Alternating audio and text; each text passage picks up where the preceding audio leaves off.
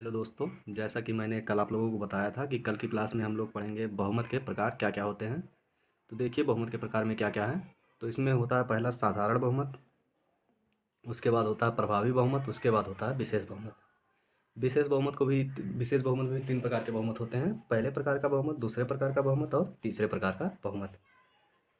इसमें क्या होता है कि इसमें जो क्वेश्चन पूछे जाते हैं किसी भी एग्जाम में, तो इसमें पूछे जाते हैं कि इस साधारण बहुमत का प्रयोग किस प्रावधान में किया जाता है, प्रभावी बहुमत का प्रयोग किस में किया जाता है और विशेष बहुमत का प्रयोग किस में किन किन प्रावधानों में किया जाता है, और इसमें भी पहले प्रकार का जो बहुमत है किस में प्रयोग होता है, दूसरे प्रकार का बहुमत किस प्रावधान में प्रयोग प्रयोग होता है, उसके बाद तीसरे प्रकार का बहुमत किस प्रावधान में प्रयोग होता है।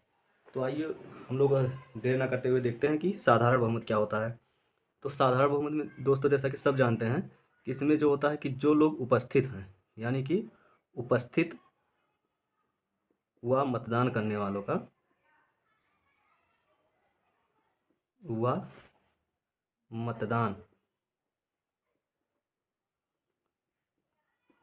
करने वालों का बहुमत।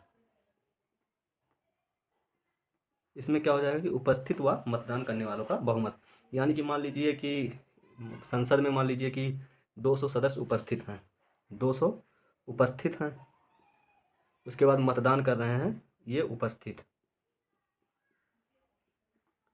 और मतदान कर रहे हैं 180, ये मतदान करने वाले हो गए।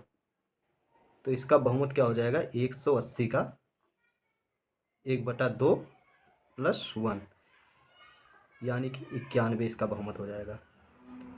यानी कि जब 200 में 91 सदस्य, 200 उपस्थित हैं और 180 मतदान कर रहे हैं। अब मतदान करने वाले जो 180 सदस्य हैं उसका आधे से एक अधिक जो होता है यह साधारण बहुमत का प्रकार है। यानी कि जब 91 180 मतदान करेंगे, उनमें से जब 91 सदस्य किसी के पक्ष या विपक्ष में वोट देंगे तो वो प्रस्ताव उसी हिसाब से पारित होता है। और इसका प्रयोग दोस्तों कहाँ कहाँ होता है, इसका प्रयोग होता है आपका साधारण विधेयक में, साधारण विधेयक में, साधारण विधेयक को पास कराने में, उसके बाद धन विधेयक को पास कराने में, धन विधेयक को पास कराने में, उसके बाद जो होता है वित्त विधेयक को पास कराने में, वित्त विधेयक को पास कराने में। यानी कि साधारण बहुमत क्या होता है कि जितने भी सदस्य उपस्थित रहें और मतदान करें, मान लीजिए 200 उपस्थित हैं, 180 मतदान कर रहे हैं, तो उसका 1/2 प्लस 1 जो है साधारण बहुमत होता है। यानी कि 180 अगर मतदान कर रहे हैं तो उसका 91 जो है वो जो है साधारण बहुमत होता है। और इसका प्रयोग कहाँ किया जाता है, साधारण विधेयक में, धन विधेयक में और वित्त विधेयक को पास कराने में। इसके बाद अगला है दोस्तों प्रभावी बहुमत। तो पहले इसमें देखते हैं कि प्रभावी जो होता है, प्रभावी बहुमत यानी कि प्रभावी सदस्यों का बहुमत।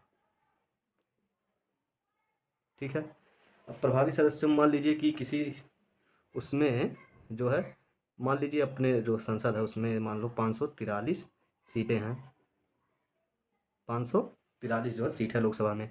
अब इसमें से मान लीजिए कि कुछ रिक्तियां हैं, रिक्तियां यानी कि जैसे कि मान लो किसी की मृत्यु हो गई या फिर कोई त्यागपत्र दे दिया या फिर निर्वाचन किसी का रद्द हो गया। तो इसमें से मान लीजिए कि 7 सदस्य, ये 7 सीटें रिक्त हैं, 7 सीट रिक्त है। ठीक। अब 7 सीट रिक्त हो गया तो यहाँ पे कितना, इसको माइनस कर देंगे तो हो जाएगा 536 सीट। ठीक।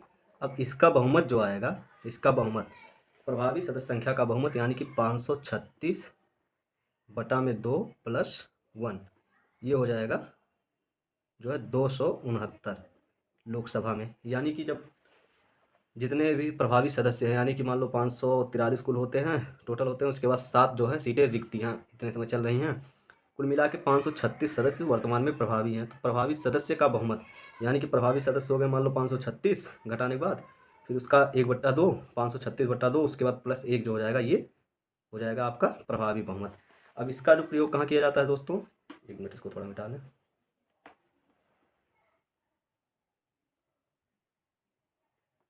इसका प्रयोग होता है जो है आपका मान लो 8 जगहों पे लगभग इसका प्रयोग होता है, 8 जगह इसका प्रयोग होता है। तो मान लो इसमें हो जाएगा विधानसभा में, विधानसभा में, विधानसभा उसके बाद लोक संसद में मान लो संसद आ गया, संसद में आपका लोकसभा,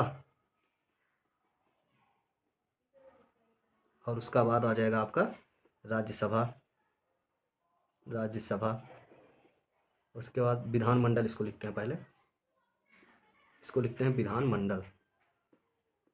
विधानमंडल में आपका आ जाएगा लगभग मिला के चलिए विधानसभा, विधानसभा, उसके बाद विधान परिषद, विधान परिषद। तो इसका प्रयोग मुख्यतः होता है दोस्तों कि लोकसभा के जो अध्यक्ष उपाध्यक्ष हैं उनको हटाने में, लोकसभा के अध्यक्ष उपाध्यक्ष, राज्यसभा के सभापति उपसभापति, उसके बाद विधान परिषद के सभापति उपसभापति, सभापति प्लस उपसभापति, इसके बाद यहाँ पे अध्यक्ष उपाध्यक्ष। तो इनका प्रयोग मुख्यतः दोस्तों होता है कहाँ पे, मान लीजिए एक विधानमंडल है तो विधानमंडल के दो सदन होते हैं, जैसे कि विधानसभा और विधान परिषद। तो इसके विधानसभा के जो अध्यक्ष उपाध्यक्ष होते हैं इनको हटाने में, विधान परिषद के सभापति और सभापति को हटाने में, लोकसभा के अध्यक्ष उपाध्यक्ष को हटाने में, उसके बाद राज्यसभा के सभापति और उपसभापति को हटाने में। इसमें मुख्यतः क्या होता है कि दोस्तों जब मान लीजिए एक अविश्वास प्रस्ताव लाया जाता है तो उसको हटाना रहेगा। मान लो विधानमंडल के जो अध्यक्ष और उपाध्यक्ष हैं तो उसमें प्रभावी सदस्य संख्या का जो है बहुमत लगता है कि प्रभावी सदस्य जितने हैं, मान लीजिए कि जो रिक्तियाँ उनको हटा के जितने सदस्य वर्तमान में कार्यरत होते हैं उनका जो बहुमत होता है उसमें कुल सदस्य संख्या बटे में 2 + 1 करके इसका प्रभावी बहुमत निकाला जाता है। आगे देखते हैं दोस्तों विशेष बहुमत। अब हम जब विशेष बहुमत देखते हैं तो इसमें पहले प्रकार का विशेष बहुमत। अब पहले प्रकार का विशेष बहुमत क्या होता है कि जो उपस्थित है, पहले प्रकार का हम लोग देख रहे हैं, तो जो उपस्थित व मतदान करने वाले सदस्यों का 2/3, उपस्थित और मतदान करने वाले सदस्यों का 2/3। यानी कि मान लीजिए उपस्थित हैं 200, फिर वही 200 वाला उदाहरण लेते हैं, और मतदान कर रहे हैं 180। ये उपस्थित हैं और ये मतदान कर रहे हैं। अब इन्हीं को लिया जाएगा, जो 20 बच गए उनको नहीं लिया जाएगा। तो इसका हो जाएगा 180 बटा में 180 गुणते 2/3। अब ये बराबर हो जाएगा आपका 360, ये बराबर 120। तो इसका बहुमत जो आ जाएगा, पहले प्रकार का विशेष बहुमत होता है जो उपस्थित हैं और मतदान कर रहे हैं। मान लीजिए 200 उपस्थित हैं, 180 मतदान कर रहे हैं, तो ये जो मतदान कर रहे हैं केवल इन्हीं को लिया जाएगा, ना कि ये 200 सदस्यों को लिया जाएगा। जो मतदान करेंगे उन्हीं को लिया जाएगा। जो मतदान कर रहे हैं उसमें 2/3 से उसमें गुणा करके उसके बाद जो निकलेगा 120, ये आपका हो जाएगा जो है पहले प्रकार का विशेष बहुमत प्रकार का। और इसका प्रयोग दोस्तों कहाँ किया जाता है अभी देखते हैं हम लोग। मान लीजिए 249, इसमें क्या होता है कि राज्य, जो राज्य होता है, राज्य सूची के विषय पर इसमें कानून बनाया जाता है सरकार संसद के द्वारा। तो ये राष्ट्रीय हित में, राष्ट्रीय हित में राज्य सूची के विषय पर कानून बनाने के लिए, मतलब जब राष्ट्रीय हित में राज्य सूची के विषय पर जब संसद कोई कानून बनाती है तो उसमें जो है पहले प्रकार के विशेष बहुमत का प्रयोग किया जाता है। दूसरा हो जाता है 312। 312 क्या कहता है, अखिल भारतीय सेवाओं का सृजन, अखिल भारतीय सेवाएं। इसमें जब अखिल भारतीय सेवाओं का प्रावधान किया जाता है संसद के द्वारा, तो इसमें अनुच्छेद 312 के तहत जो है पहले प्रकार के विशेष बहुमत का प्रयोग किया जाता है। तो आप लोगों को उम्मीद है कि समझ में आ गया होगा। अगर आपको वीडियो अच्छा लगता है तो लाइक करें, सब्सक्राइब करें और शेयर करें। अब हम लोग देखते हैं आगे चल के दूसरे प्रकार का विशेष बहुमत देखते हैं। तो इसमें दूसरे प्रकार का विशेष बहुमत दोस्तों क्या होता है कि इसमें क्या होता है कि जो है उपस्थित हैं और मतदान कर रहे हैं उनका जो है 2/3, जो कुल के आधे से कम ना हो। यानी कि मान लीजिए 543 सीटें हैं तो इसका आधा कितना हो जाएगा आपका, 2 4 2 दूनी 4 उसके बाद बचा एक, 2 सत्ते 14, 2 एकन्ने 2, 171 यानी कि 272। ये 272 सीट जो हो जाएगा आपका आधा हो जाएगा, समझ लो जितनी कुल सीटें लोकसभा में हैं। उसके बाद उपस्थित, उपस्थित 200 मान लेते हैं, मतदान 180 करते हैं, तो ये हो जाएगा कुल आपका हो जाएगा 180 गुणे 2/3, 2/3 का वही प्रकार लगाएंगे। उसके बाद ये हो जाएगा आपका 120, 120। तो इसमें क्या हो जाएगा कि 120 ये कुल के आधे से कम है, कुल के आधे से कम है, तो ये यहाँ पे जो है जो प्रस्ताव है वो पास नहीं होगा। उसके बाद देखते हैं, मान लो अगले दिन उपस्थित जो हो जाएंगे वो हो जाएंगे आपके 450, ठीक है। और इसमें जो मतदान करेंगे लगभग वो करेंगे 380, ठीक, 380 करेंगे इसमें मतदान। इसमें उपस्थित है 480, 480 उपस्थित हैं। उसके बाद मतदान कर रहे हैं 450, मतदान कर रहे हैं 450, 450 जो मतदान कर रहे हैं वो 300 कर रहे हैं यस, मान लो 150 कर रहे हैं नो, ठीक है। मान लो ये 350 कर रहे हैं यस और 100 कर रहे हैं नो, मैंने विपक्ष में किए। लेकिन जो इसमें निकाला जाएगा 2/3 है वो 450 पे निकाला जाएगा। किस पे निकाला जाएगा? 450 पे। तो इसमें हो जाएगा 450 गुणे 2/3, तो 3 15 3 45, 150 यानी कि 300। ये क्या हो जाएगा कि इससे आधे से अधिक है, आधे से कम नहीं है, तब ये जो है प्रस्ताव पास हो जाएगा, प्रस्ताव पास होगा। अब आगे देखते हैं कि इसका प्रयोग हम लोग कहाँ करते हैं, इस जो है दूसरे प्रकार के विशेष बहुमत का। यानी कि दूसरे प्रकार का विशेष बहुमत क्या है दोस्तों, एक बार फिर से बता देते हैं। दूसरे प्रकार का विशेष बहुमत यह है, मान लीजिए कि 480 उपस्थित हुए हैं, 450 जो है सदस्य मतदान कर रहे हैं, ये मतदान, ये उपस्थित, और इसमें से जो है 350 पक्ष में हैं और 100 लोग विपक्ष में वोट कर रहे हैं। लेकिन जो इसका प्रभाव वो बहुमत निकाला जाएगा, दूसरे प्रकार का विशेष बहुमत हुआ इस पे निकाला जाएगा। यानी कि 450 गुणे 2/3 इक्वल टू 300। अब ये जो है पास हो जाएगा इसमें प्रस्ताव। और ये क्या है, कुल के आधे से अधिक है, यानी कि जो 272 है जो है ये आधा है 543 का, कुल के आधे से कम ना हो, तो यहाँ पे ये प्रस्ताव पास हो जाएगा। अब इसमें देखते हैं कि इसका प्रयोग कहाँ कहाँ करते हैं हम लोग। तो दूसरे प्रकार के विशेष बहुमत का प्रयोग हम सामान्यतः कहाँ करते हैं दोस्तों, ये जब संविधान संशोधन विधेयक लाया जाता है, संविधान संशोधन विधेयक,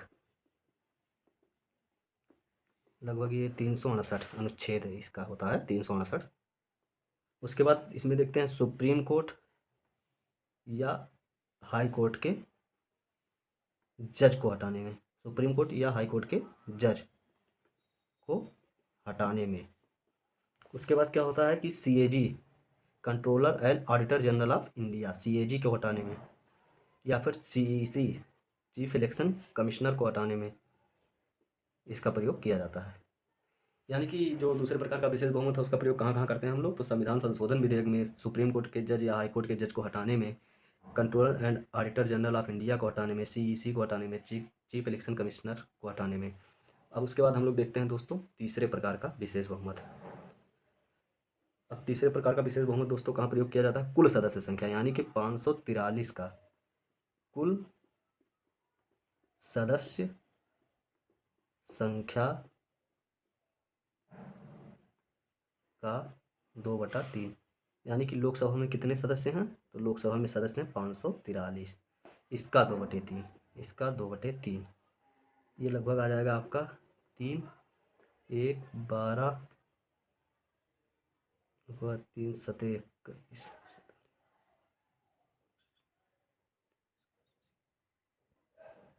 तो ये जो आएगा लगभग आपका, ये लगभग 362 के करीब आएगा।